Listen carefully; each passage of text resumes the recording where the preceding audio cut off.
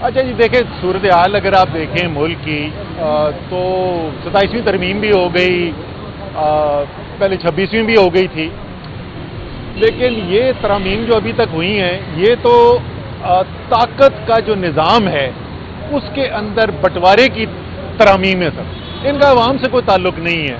تو امید ہے کہ جب اتنی ترمیمیں ہو رہی ہیں تو ایک ترمیم عوام کے لیے بھی ہوگی۔ ملک کی جو مجموعی صورتحال اگر آپ دیکھیں تو بیرونی ہمارے حالات جو ہیں وہ اس میں کوئی شک نہیں کہ اس میں بہتری آئی ہے۔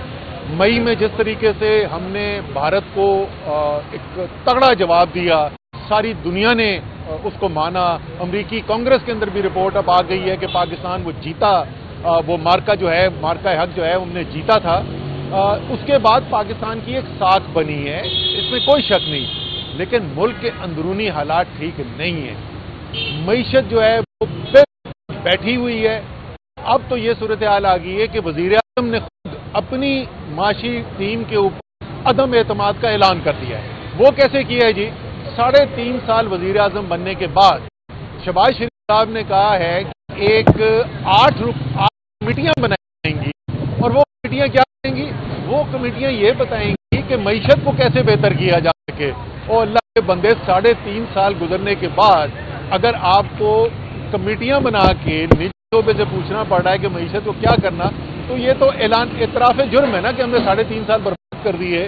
تو معیشت بیٹھی ہوئی ہے، ملک کے اندر ایسی صورتحال سے دھمکیاں ہو رہی ہوں کہ ایک صوبے گورنر راج لگا دیا جائے گا۔ دہشت گردی 2025 میں پچھلے میرے خیال میں 12-15 سال کے بعد اتنی زیادہ دہشت گردی کے واردات ہوئے ہیں۔ یہ سارے جو اندرونی مسائل ہیں پاکستان کے، وہی بات پرانی کہ جب تک آپ سیاسی بحران کو ختم نہیں کریں گے، جب تک پاکستان کی تمام سیاسی پارٹیاں ایک پیج پر نہیں آئیں گے، اور وہ آئیں گے اسی وقت جس بات چیت شروع ہوگی، اس کی ذمہ داری کس حکومت کی ہے؟ وزیر اعظم کی ہے نا۔ ایسی صورتحال چلتی رہے گی، ایک طرف سے دھمکیاں دے گا، کوئی دوسری طرف سے دھمکیاں دے گا، یہ ملک کو کہیں جانے والی چیز نہیں۔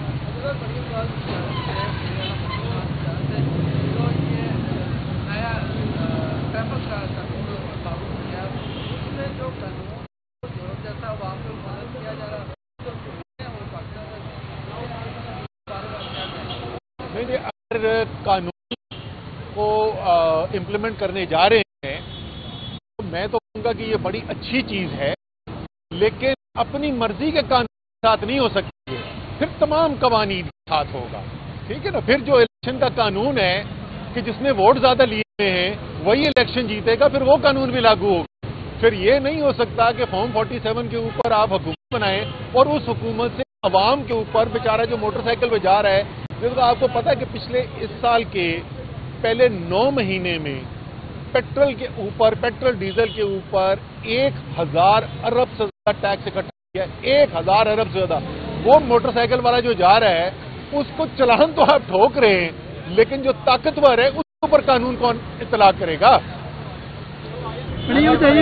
آپ کو پانی پی آئی نے جیل سے وزیر اعلیٰ کے حوالے سے کیا احکامات دیے، کیا انٹریکشن، کوئی احتجاج کی کال وغیرہ؟ انہوں نے کہا ہے کہ وہ انہوں نے سہیل آفریدی کو کہا کہ وہ ان کو سپورٹ کرتے ہیں، وہ فرنٹ فٹ پہ جائیں، اور جو وہ کر رہے ہیں وہ ان سے خوش ہیں اور ان کی فل سپورٹ ہے سہیل آفریدی کے ساتھ۔ میم یہ بتا دیجیے گا، نواز شریف صاحب بڑے عرصے بعد نکلے ہیں، دھوپ میں بیٹھے ہیں، پریس کانفرنس کی ہے، انہوں نے کہا ہے کہ عمران خان صاحب اور ان کو لانے والوں کا انصاف ہونا چاہیے، تو میاں صاحب کو کیا جواب دینا چاہیں گے؟ میں ان کو بےچارے، یہ سارے ریٹائرڈ ہیں، یہ نہ ان کا ووٹ ہے بیچاروں کا، نہ یہاں کوئی ان کے سیاست کیا چیز ہوتی ہے، انہوں نے کہا پولیٹیکل بات نہ کرنا۔ پالیٹکس ہوتی ہے کہ لوگ آپ کو چنتے ہیں، آپ کے پیچھے اتنے لوگ کھڑے ہوتے ہیں کہ آپ اس کی طاقت سے چل آتے ہیں۔ ان بیچاروں کے پاس کوئی طاقت ہی نہیں، یہ کس طاقت پہ بیٹھے ہوئے ہیں یہ سارے بیچارے؟ یہ میں ان کے اوپر ٹائم آپ ضائع نہ کریں، مجھے صرف ان بچوں کی فکر تھی جو جیل میں ڈالے گئے توہین مریم پہ۔ اور آپ سارے جو میڈیا والے ہیں، میں آپ سے ریکویسٹ کروں گی کہ اپنے کے لیے تو کھڑے ہو جائیں، کہ کل آپ کی بھی باری آئے گی۔ میم ایک صحافی اور ہمارے زیر حراست ہیں، انہوں نے کیس کیا ہے کہ انہوں نے صنم جویل کا انٹرویو کیا ہے، اس پر کیا کہنا چاہیں گے؟ سوراب برکت کے حوالے سے۔ تو آپ اگر سوشل میڈیا پہ ان کے لیے نہیں بولیں گے تو پھر کس کو کہیں گے؟ یو کے کی چینلز ان کے لیے بولیں گی یا انڈیا کی چینلز ان کے لیے بولیں گے؟ آپ بتا دینا، آپ کیوں نہیں بول رہے ہیں ان کے لیے؟ آپ کیوں نہیں بات کر رہے ہیں؟ آپ اس ظلم کے خلاف کیوں نہیں خود کھڑے ہو رہے ہیں؟ اگر آپ بھی نہیں کھڑے ہوں گے، آپ یہ بزرگوں کے پہ تو نہ سارا چھوڑ دینا، خود بھی تو کچھ کریں۔ میم آپ ڈریے کہ آپ کا انٹرویو کرنے پہ ہم لوگوں کو بھاگ جائے۔ ڈرنا نہیں ہے بیٹا، ڈرنا نہیں ہے۔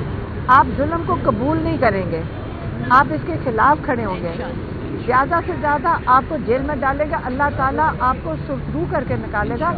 آپ کبھی بھی اس کو دیکھیں، اچھے کام کے لیے جیل میں جانا اس کا مطلب ہے ظالم کر رہے ہیں۔ تو اس لیے آپ لوگوں نے ہمت کرنی ہے، یہ آپ کا مستقبل ہے۔ کل آپ کا ویلاگ کون دیکھے گا اگر آپ چپ کر کے بیٹھ گئے؟ ان کے اپنے ٹی وی، یہ جو ساری چینلز ہیں ان سے پوچھیں، یہ سارے ہمیں لوگ کہتے ہیں کہ اگر عمران خان کا نام لیے بغیر، اگر عمران خان کے بغیر ہمارے چینلز نہیں چل رہے ہیں، تو اللہ تعالیٰ نے اتنی برکت ڈالی عمران خان کے نام پہ کہ جو ظلم کر رہے ہیں ان کا بھی دن نہیں گزرتا عمران خان کا نام لیے بغیر۔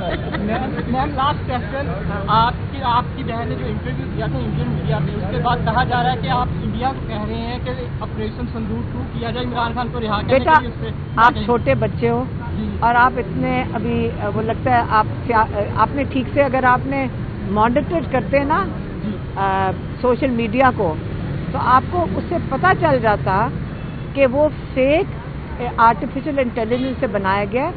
ان لوگوں نے میرے انٹرویو جو میں نے اسکائی ٹی وی کو دیا تھا اس کے اندر بھی یہی کیا ہے، اور باہر کے میڈیا کے اوپر اس وقت ان دونوں فیک انٹرویوز پہ جو انہوں نے چلائے ہیں ہمارے اسٹیبلشمنٹ نے، کیونکہ سب کو پتہ انہوں نے کیا ہے، یا نواز شریف یہ سارے مل کے ہی کرتے ہیں نا، کس کے پاس یہ ٹیکنالوجی ہے؟